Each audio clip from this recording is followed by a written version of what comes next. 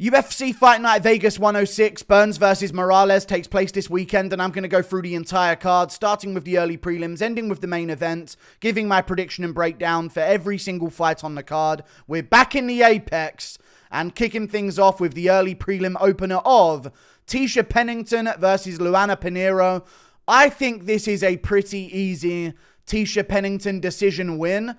I think she's very easily going to win this fight. I think she's very underrated as well for a women's fighter. Small for the women's strawweight division, but strong. She scrambles well. I don't see her getting out grappled by Luana Pinheiro here. And Tecia Pennington is just better. She beat Angela Hill in 2021. She got robbed against Mackenzie Dern and won that fight as well in 2022. She got robbed against Tabitha Ricci and won that fight very clearly. I don't understand why the scorecards keep going against her, but I guess they're trying to sort of shift things around and get some new people in the rankings, but she keeps getting robbed in her fights, and I think she's very good and could well be on a win streak right now. So I'm going to go against Luana Pinheiro here. I don't think she's got the same level of talent. I've seen her finished a bunch of times in women's MMA. That's never a good look. Wheel kicked by Ribas and had to pull off some goofy stuff against Randa Marcos at one point, if I remember correctly. So I'm going to go with Tecia Pennington. I think she's a better, well-rounded fighter, and I think she's going to win this fight by 29-28 decision. But before we get into anything else, I'm not going to do the whole big shebang to get there. But I'm sponsored by Prize Picks. What a messy start this is. But Prize Picks, play 50. Get 50 to use for new signups and memberships to Prize Picks if you use code GURU, which is not on the screen right now. Why is it not on the screen? Now it is. You can use code GURU to do it. Also, what I'm going to do is, I'm going to say that Tecia Pennington, or Tecia Torres, of course, is going to go out there and land more than 64 and a half significant strikes. I also think Carlos Hernandez is going to land less than 49 and a half significant strikes. I also think that Elise Reed is going to land less than 40 and a half significant strikes. No, I take that back. I'm going with Tainara Lisboa to land more than 30 and a half significant strikes. Back to the video, though. Whoa! We're back. Moving on to a fight up the card, which is Hyun-Sung Park versus Carlos Hernandez. Let me move myself back over here for a second. Hyun-Sung Park versus Carlos Hernandez. I'm going to go with Hyun-Sung Park over Carlos Hernandez. He's a great prospect. He's got finishing potential. And for Carlos Hernandez at this point, He's had a couple decent ones, you know. I think he destroyed Dennis Bondar, if I'm not mistaken, with elbows. But other than that, I don't see the fluidity in his game, you know. And I think a real talented prospect can get past Carlos Hernandez. Hernandez is going to be in there and he's going to be tough. You know, Jake Hadley took him to I think he finished him, actually, Jake Hadley, in the second round with a submission. But early in that fight, they were trading back and forth on the feet. Actually, a really exciting striking match to watch, to be honest with you. But I've just seen Carlos Hernandez lose too many times. I know he's watched the channel before. I'm sorry you have to hear about it this way. But I'm going to have to pick against you. This is a really good prospect in Hyun-Sung Park, who's kind of small for the division, but not too small, but very explosive. Believes in his striking, combination puncher. Won his debut, shook things off there. So I reckon that Hyun-Sung Park's going to win this one and get past Carlos Hernandez. I don't think that Hyun-Sung Park is going to become this legitimate contender where he becomes like a Joshua Van type guy rising up the rankings right now, even though Joshua Van lost as well. But I do think he gets past Carlos Hernandez. No offense, I don't want to say it like that, Carlos Hernandez, but I do think he's going to beat Carlos Hernandez. Maybe I'm wrong. Maybe Hernandez will tough it out and make it a gritty fight and eventually win the later 2 rounds. So check the live odds as things are going on if Hyun-Sung Park's gone for a finish and Hernandez is still there in front of him. But I am going to lean towards Hyun-Sung Park getting this one done. I'm going to say he gets it by TKO as well. We move on up the card to another fight, which is Elise Reed versus Denise Gomes. I mean, look at the two of them. Now, I know that Demetrius Johnson said, you know, this guy, how do you know so much about MMA Guru? How are you so intelligent when it comes to MMA? I know that was a quote from Demetrius Johnson, who has some of the highest MMA IQ there is. But I don't need any of that intelligence on the sport to break down this one. Okay? There are some men that wish they looked like Denise Gomes. You know? I just think that this is just pretty self-explanatory. Denise Gomes is a minus 575 favorite. I think she's going to go out there and win this one, guys. I don't know why they've actually given her Elise Reed. Maybe it's an activity thing. Maybe they really wanted her to stay active. But I've got Denise Gomes. She hits like a man. She's got decent grappling-ish. She's had a couple takedowns in fights before. That's the metric I'm going off of here. But she's just more masculine, man. Like, for certain men these days, Denise Gomes is quite a masculine man, whereas Elise Reed is like, you know, she's still kind of a woman. Like, I don't think this is a fair fight. I'm gonna go with Denise Gomes by KO. Elise Reed can sometimes volume it up, but I think she's gonna get finished, to be honest with you. So I'm gonna have to go with Denise Gomes getting this one by TKO in the first round. I think this is a little bit of a sacrificial lamb bit of matchmaking. I don't know why they've done this matchmaking. I feel like Denise Gomes could get someone a little bit better for herself at this point. But hey, there you go. The smaller edition of Gilbert Burns making an appearance on the prelims of the card, ready for the main event to take place later on with the real Gilbert Burns. Maybe she'll evolve into him after a win over Elise Reed and then take on Michael Morales later. Who knows? We move on up the card, though. I'm going with Denise Gomes by TKO. Luana Santos. Wow, back to back to back.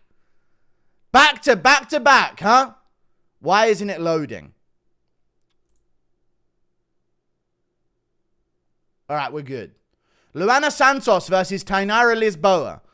Back to back to back on the early parts of this card.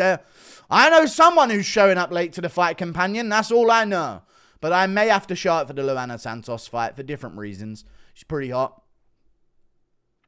I am going to go with Luana Santos, but I'm going to just be real with you guys here. I don't know why. I don't know why. Well, I kind of want to go with Tainara Lisboa, but I don't think she wins. I think it's going to be a decision, which is why I said that she land over 30 strikes or whatever. But I don't know. How am I supposed to know? I do think this is going to be some kind of like 29-28 decision off. Luana Santos is young. She's 25. So there's that, I guess, to look into. The dog stuff. Well, you know, it worked for Adesanya. I don't know what kind of, like, if that's part of the deal that goes on for you to have to become some kind of UFC world champion. But, you know, it worked for Adesanya, the dog stuff. And, you know, it was another rambling I had to put out there. Don't look up Luana Santos dog controversy. Don't look it up. Don't do it. Don't go to another tab and look that up. It's all good, though. It's not. It's rank and disgusting. But Luana Santos, Tainara Lisboa. I'm going to go with Luana Santos here.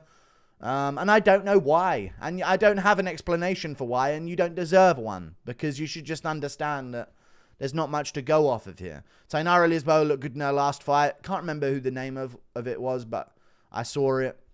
I skimmed through it. She looked alright. She barely edged out a decision, it seemed. Got an extra takedown over the opponent. And Luana Santos lost to Casey O'Neill pretty convincingly, but Casey O'Neill's not that bad for a women's fighter, you know? And, you know, like a woman's skill. She's a UFC flyweight and Luana Santos women's bantamweight, so I like that, you know what I mean? So I'm going to go with Luana Santos getting this one done against Tainara Lisboa. Things could get interesting, but I doubt it. I don't know why it says their weight's 145 pounds if they're at bantamweight, but hey. I ain't going to question nothing. Luana Santos gets this one done. Maybe a late submission could happen. Maybe an early submission could happen. But I reckon it'll be a decision 29-28. We're in for a classic women's MMA 29-28 here. We move on. Up the card to another fight. Yadier Dival versus Conor Matheus. Why is this happening to me? Stop! And just load. Yadier Dival versus Conor Matheus. I'm going to let you guys in with a little secret. I'm going to let you guys in on a little secret here. Yadier Dival is not all that. Okay? Won his fight on the Contender Series. I think he's going to win this one against Conor Matheus as well. But I don't see this crazy prospect. I just don't. I really don't. He didn't fight too many great competition opponents. He has some finishes on the regional scene, has some decisions as well, has some losses. But I'm going to go with Yadier del Valle. He fought a experienced guy on the Contender Series that was a little, he had a couple losses. I think he had like 4 losses, 17 wins. So he was like an experienced guy. Not too many great wins of his own. But Yadier del Valle beat up on him for 3 straight rounds. And emptied the gas tank. I think he landed like 60 significant strikes in round 2 against this guy. This Brazilian guy who was just eating knee after knee in the clinch and big combinations up against the cage. And Yadier del Valle cracked him early in the first round, jumped to guillotine late. And, he did pour it on in the first 2 rounds a little bit. And he still had the cardio to edge the 3rd round as well. So I trust in his cardio here. I do worry about some of his takedown defense against Conor Matheus, who is a bit gritty and can mix things up and be a well-rounded MMA fighter. But I'm going to say that Yadier del Valle can get a TKO here. Conor Matheus is coming off a TKO against Jose Delgado, who I think is all right, but I don't rate as like a crazy great prospect. But he's a decent fighter, but not someone to really look out for. And even he was able to go out there and make quick work of Conor Matheus. So I'm going to go with Yadier del Valle, but I'm worried because, I don't know. He's a big favorite here, and there's good odds on Matheus, I think. I'm not picking him, but I think there are good. I would have been swayed by the odds. It's not saying it on this, but that he's like plus 400 and something, and I'm thinking Yadier del Valle is probably going to win, but easy. You know what I mean? Let's not get crazy here. He's not showing like crazy levels. He's not like Mauricio Huffy coming up on the regionals. We're not looking at that type of prospect here, so interesting odds, but I'm going to go with Yadier del Valle. I think he should win this. I think he should be a 2-1 favorite, though. We move on. Up the card. Jared Gordon versus Thiago Moises.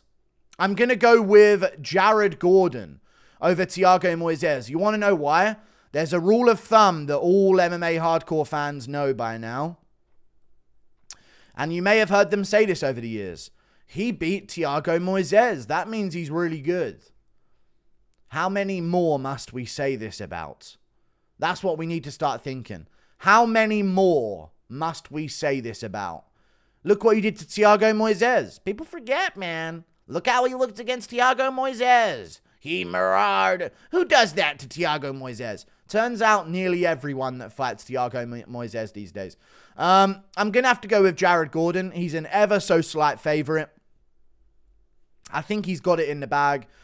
I think he's been done dirty with a few decisions. The Bobby Green fight, he looked like he was just completely figuring out Bobby Green on the back foot. And then Bobby Green headbutted him somewhat, in my opinion, intentionally headbutted him to get the fight over and done with. And it just looked like a dirty move to throw the head the way that he did. So I thought it was an illegal headbutt. Gordon gets a TKO loss from it. Bullshit. Should have been called and stopped when the head clash happened. But all good. It looked like it could have been an elbow, but oh well. But I thought he got robbed against Nasrat Haqparast. I don't know if anyone else watched that fight as well. But I thought he got robbed against Nasrat Haqparast, and I think Nasrat's pretty good. I think Nasrat's all right. He just beat Esteban Ribovic, and even though Esteban had high output, you can argue that Nasrat can win that fight as well. So it's an odd one, but I'm going to have to go with Jared Gordon. There's a world where he's riding a win streak right now, including Nasrat Haqparast and Paddy Pimblett, if they would have given him that decision as well. You know what I'm saying? But it's all good. Pimblett broke his foot in first round. You know what I'm saying? But either way, you know what I mean? Jared Gordon has been done dirty. I think he's better than his position in the division represents. Lost to Grant Dawson. So there is some grappling worry, because he got subbed by Grant Dawson in the 3rd round. But I think he's good at grappling. I think his fundamental grappling defense is very good. I think even though he doesn't look like he should be too intimidating, he doesn't reek of like a prime athlete or anything, but he's actually quite strong. He's got a sturdy base. He keeps his hands high when he walks forward. I don't see Moises getting him here, so Moises could win, but I'm going to go with Jared Gordon. Just more consistent recently. Better performances against the times when he should be fraud checked, when it's time for a prospect to beat him. Whereas when it's time for a prospect to fight Moises, he typically does just get fucked up. So I'm going to have to go with Jared Gordon getting this one done. Moving on up the card to another fight, which is Gabriel Green versus Matheus Camilo. Matheus Camilo, Brazilian prospect, as you can probably tell. This is an interesting one because it's a lightweight bout, but Gabriel Green has spent some of his career at welterweight. I think he's fought at lightweight before, but I like lightweight skill compared to welterweight. I think that's a good look for Matheus Camilo immediately here when it comes to this matchup. Gabriel Green's not bad. You know, he had some moments against Ian Gary, and he's had some other performances. I think he got smoked by Bryan Battle in his last fight, and I guess he's completely redesigned his build, as you can see here, because he used to be a little bit flabby at welterweight. He's completely redesigned his structure of his body to make lightweight over this time off, because Bryan Battle put him out in the first round in 2023, back when Bryan Battle was still cool. Remember that? Remember those days, guys? When Bryan Battle was a cool dude coming up, a cool prospect before he did what he did against Randy Brown. It's all good, though. But Matheus Camilo's all right, you know. He fought an undefeated 8-0 Tajikistan prospect on ZFN or something like that. ZHN, one of these weird promotions. But he's fought some decent guys, Matheus Camilo. You know? And he's lost. I think he's been finished before. You know, I think he got choked out by a guillotine. He lost by TKO early in his career as well. But he's a very dangerous fighter, and he won his last fight very impressively. And that was an 8-0 Tajikistan prospect. Can't remember the guy's name. But he was a young up-and-comer.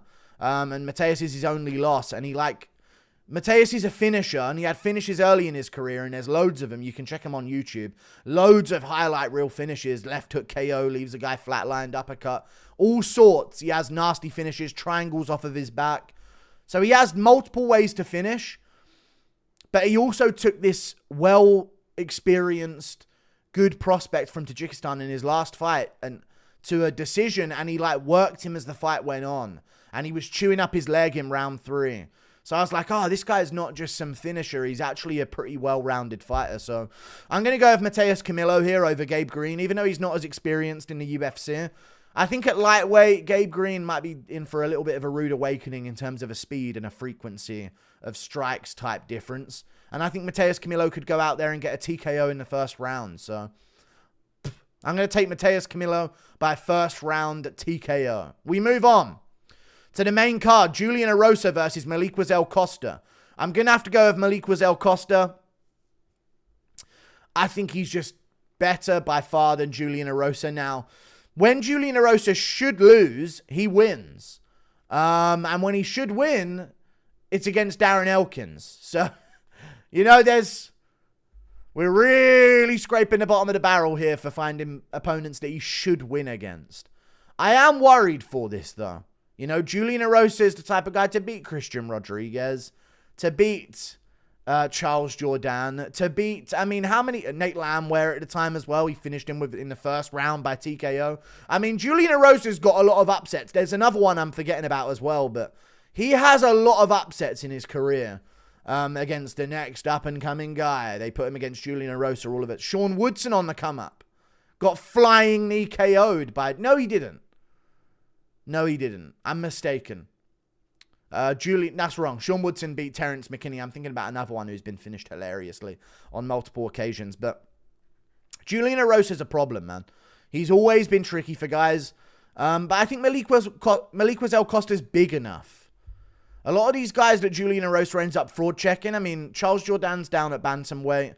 You know, Christian Rodriguez is an undisciplined bantamweight at the end of the day. So Erosa can, take their shots, and then he's over them, and he's leaning on them in the cage, and he's kneeing them in the body, and he's wearing on them and making it gritty. And I just think against Melquizael Costa, who had a great performance in his last fight against Christian Rodriguez.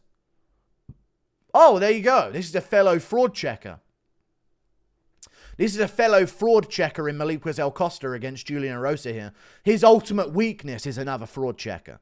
You know, Julian Erosa's biggest strengths are frauds that are meant to be checked. And if they've been unchecked, then Erosa will make sure it happens. But Melquizael Costa is a fellow fraud checker who's been fraud checked before himself, but has since came back and rose like a phoenix. So, and by the looks of things, he's found a cure as well. I've noticed that the markings have gone down quite a bit on him. So, dude's dialed in. He's making some cash. He's getting things done.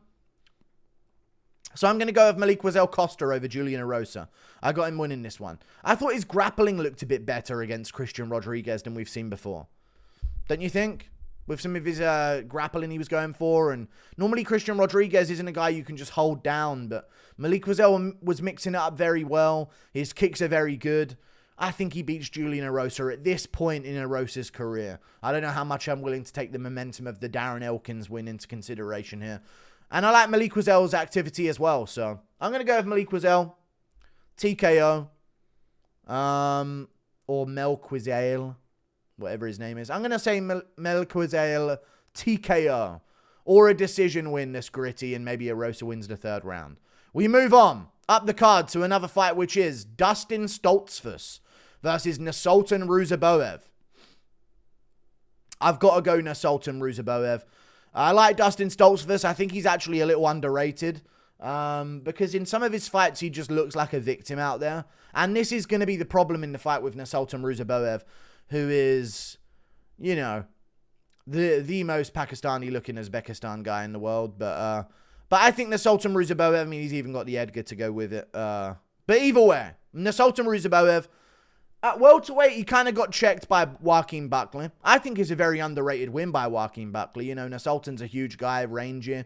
I think I even thought he would beat Buckley as well, because I was thinking, dude, he's so rangy. I always think someone's going to catch Buckley with a big knee up the middle. I don't know why, so that often, like, enters my mind whenever I'm predicting a Buckley fight. But Dustin Soltzfus and Nurulton Ruziboev, I think Nurulton just moves way better. He cheats. That's a big deal. That's a big deal. He eye pokes. He groin shots. He's nasty. He cage grabs if he needs to. He's a dirty guy. 35-9. Ton of experience for a younger fighter on the come up right now, entering his prime. I like him at middleweight. I do like him at middleweight, you know. I think he's a little bit gangly at welterweight. He loses a lot of sting, a lot of, like, viciousness in his shots. But at middleweight, I think he's got more power behind things. Dustin Soltzfus has a KO over Marc-Andre Barriault in round 1. So it's not like he's completely defenseless out there. Like, he has had some wins in his career. I think he beat Dwight Grant as well. But you see what I mean? None of these names are sticking out. And against other opponents, like Bruno Ferreira's styling on him. You know, like he literally starts spamming spinning elbows against Dustin Soltzfus in their fight. He's styling on him. He's getting like messy and goofy. And if someone can ever style on you in a fight, it shows that you're not quite there along with them. Maybe Dustin Soltzfus could grapple here. I just don't see it. I don't see it. I don't see where he wins this one. So I'm going to have to go over Nurulton Ruziboev. TKO in the first or second round. Time is not on Dustin Soltzfus' side either. He's not a young spring chicken, is he? So I'm going to have to go with Nurulton Ruziboev by finish in the first or second round. We move on. Sodiq Yusuff versus Mairon Santos. I'm going with Mairon Santos over Sodiq Yusuff. I think Mairon's underrated. He had a bad performance against Marshall. And I honestly think I've rewatched the fight to make sure. I think he could have won that fight, man. I really don't like commentary from wrestlers and people who have done wrestling in the sport, like Dominic Cruz and Daniel Cormier. And a lot of these guys, I just hate commentary from them because they will just over-exaggerate what wrestling is. And Rogan joins in because some other martial arts figurehead is talking. So he has to sort of like, this guy knows more than me, so I'll match what his point is. And if someone knows nothing, then I'll make some dumb fucking point instead. That's Rogan's like metric system for where he sort of stacks in the MMA discussion debate. If someone knows more than him, he'll just sort of parrot their talking points. And if someone knows nothing, how did Alex Pereira ever make 185? Do they still use like steel cups? Like that's, you know what I mean? That's Joe Rogan's way. But what I'm saying is Mairon Santos could have won that fight, man. He busted Marshall's nose open in round... Was it Marshall or Carpenter? I think it was Marshall. It could have been Carpenter. Clayton Carpenter or Francis Marshall. One of the blondies. You know what I'm saying? I don't remember. I think it was Francis Marshall, though, if I'm not mistaken. One of the two. But Mairon Santos, I think he won that fight. Marshall got some takedowns, but Mairon Santos did more damage. He had him busted open in round 2. He cracked him with good shots in the third as well.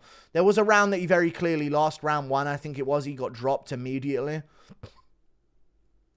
But I think he's very good. I said this about Mairon Santos on the contenders, on the Ultimate Fighter, I knew he was going to win. You know, off of his first performance, I thought, yeah, this guy's got the whole fucking tournament. He'll win the whole tournament. And he did. He won the whole tournament. And it's just something I noticed in him, man. He's got talent. He's got potential. I don't know about the lightweight move. Which means it definitely was Francis Marshall. I don't know about the lightweight move for him. Because I don't think he's all that big. You know, he's only 5'8". I don't think he's 5'7". I think he's about 5'8". Which isn't the biggest for lightweight, man. You've got to be around 5'9", 5'10", 5'11"-ish. 5'9", you're on the shorter end at lightweight, you know. 5'9", you could be even short for a featherweight these days. Some of them are real tall. But, I don't know. I feel like I like this for Mairon Santos. Sodiq Yusuff, I don't mind this one for him at lightweight. To be honest with you. A little bit better on the chin, maybe. But I don't think the weight cut... I'm going to make another broad stroke statement. I don't think weight cutting really has too drastic of a effect on the chin. I think it can make, you know, chins... You can get chinned a little easier, but I don't think it's like your chin's 10 times as bad after a weight cut. I don't think it's like that. I think if you have a bad chin, you have a bad chin. And I think Yusuff is a little bit chinnier. Maybe that'll be fixed by this move to lightweight, but I don't think that that's the entire factor. I think he just isn't built to take too much damage on the chin. He gets wobbled quite a bit. Went to a scrappy war with Edson Barboza and lost. And at this point, if you're going to be some kind of prospect, you should beat him. But the thing is with Sodiq Yusuff, he just... I don't see him as a full-time fighter anymore. That's all. You know? He lost a while ago. Doesn't really fight too often anymore. I know he has some, like, cartoon voice acting that he does for something. And there's always something going on with Sodiq Yusuff. Every now and then I'll see him on, like, an Ariel Helwani interview. And it'll be something about these other gigs that he's got and these other jobs that he's doing right now and expanding what it means. And I feel like Mairon Santos is still in his hungry era. 16-1, on the come-up, young kid, looking to prove himself in the UFC, looking to shake off a bad performance in his last one. Shouldn't be getting dropped by it like that by Francis Marshall, you know? So I think he knows that. I think Mairon Santos is very talented. And I'm going to say that he'll finish Sodiq Yusuff by TKO. I'm going to say that he'll finish him. The activity, I think he'll learn a lot from the last fight. I think he'll improve. I think it will make him hungrier. I don't think he should be looking to stay at lightweight permanently, though. He should be moving back down to featherweight after this. But I still think he beats Sodiq Yusuff by TKO. Striking just the punches. I can see Yusuff getting chinned here. And I can't shake that vision. Mairon Santos, TKO win. I know a lot of people are picking Yusuff, but I'm going against it. We move on. Up the card, Rodolfo Bellato versus Paul Craig. I'm going with Rodolfo Bellato. I'm sorry, so sorry. Paul Craig is always a great underdog. You know? He is. Plus 390. I actually kind of like that this is at light heavyweight as well.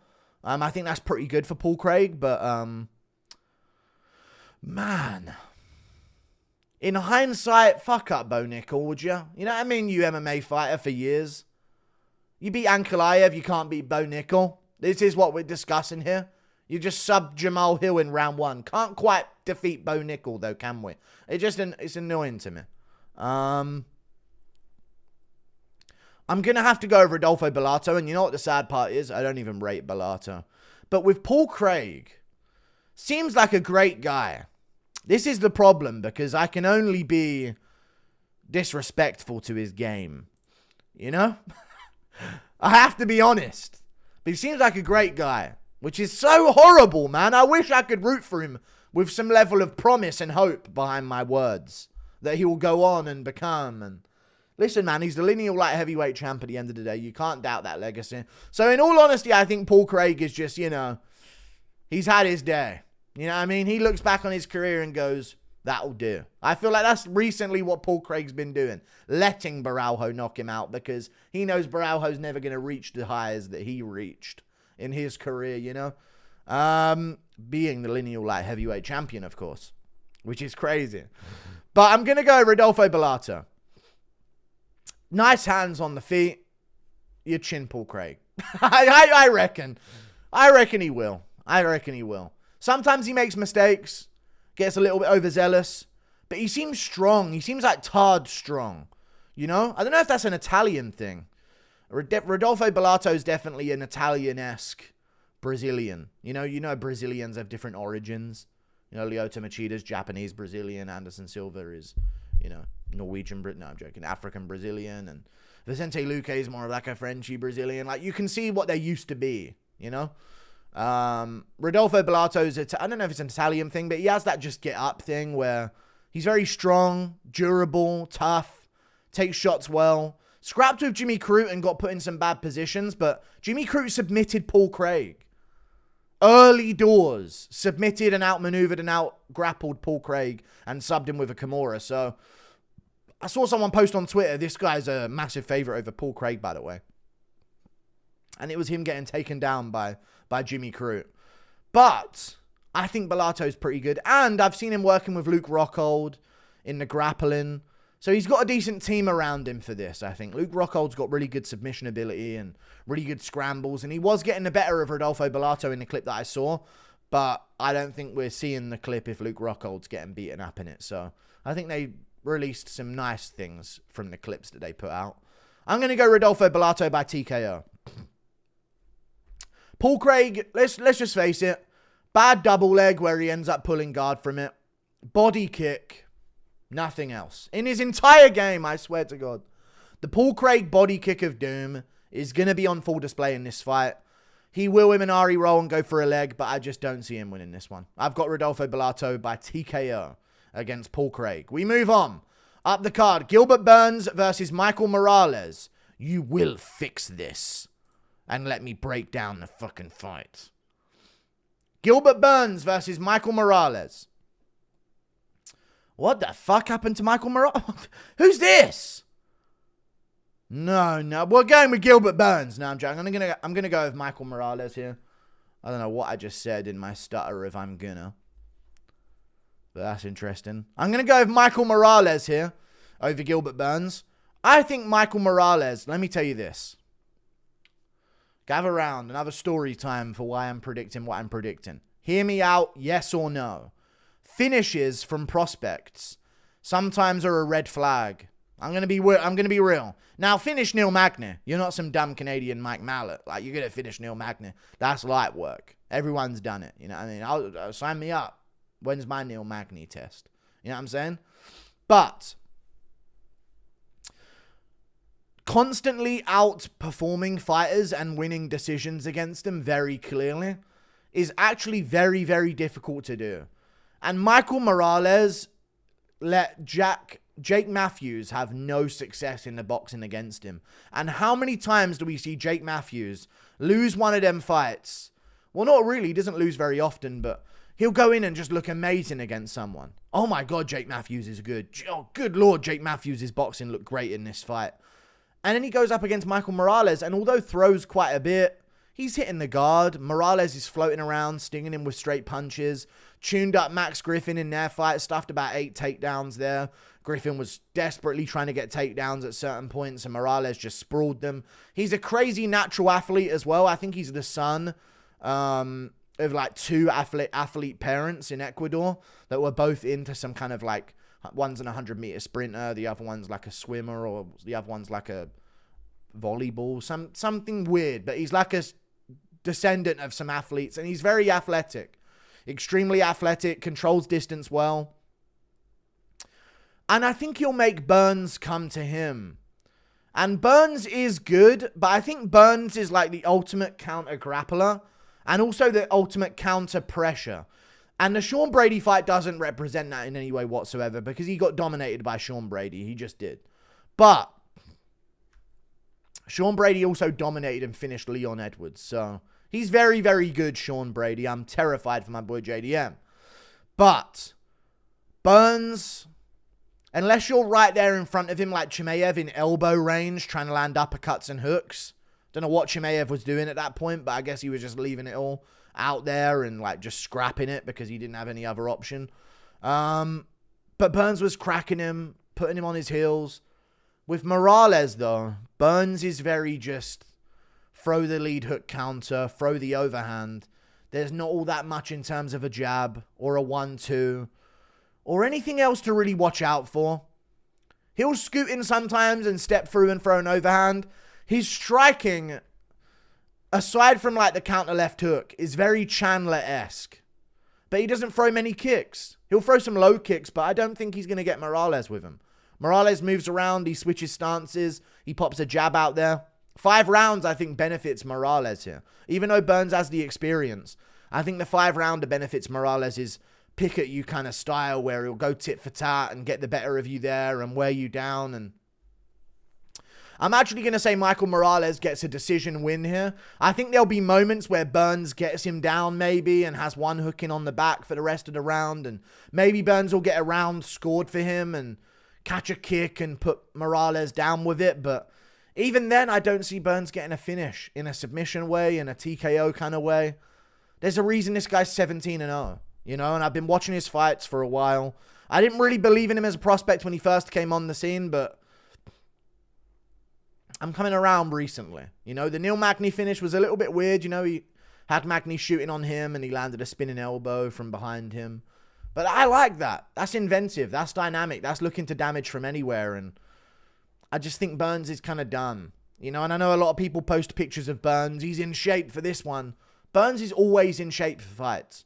I don't know why people do that. You know, they'll post a picture of Chimaev like, holy shit, Chimaev's looking big. And it's just these fighters who aren't going to...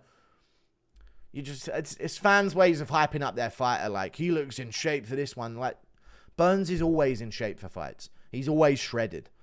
And he's getting older. You know, and I'm not seeing that grit to smile at Chimaev with blood leaking down his face. It seems like he's accepting things. You know, Burns, I said earlier, the counter check hook is there for him all the time. And, you know, he put down Damian Maia with it, and he's put down other fighters before with it as well. But in the Brady fight, yes or no, he just kind of accepted the forward pressure of Brady with his Ronda Rousey boxing. Like, Brady goes forward like Holly Holm, like, with his straight punches, fighting like a bodybuilder. And Burns not at any point corked a big shot and threw it back, you know? Or uncorked a big shot. He just didn't ever let go of his hands in that fight. And it was very Woodley on the come down. When he fought Burns even. Well, you got this guy crashing forward against you and you're not doing anything. You're not willing to take a shot to land one back. And I think against Morales, he'll be very annoyed. This will be very frustrating for Gilbert Burns. I see Michael Morales getting a decision win here.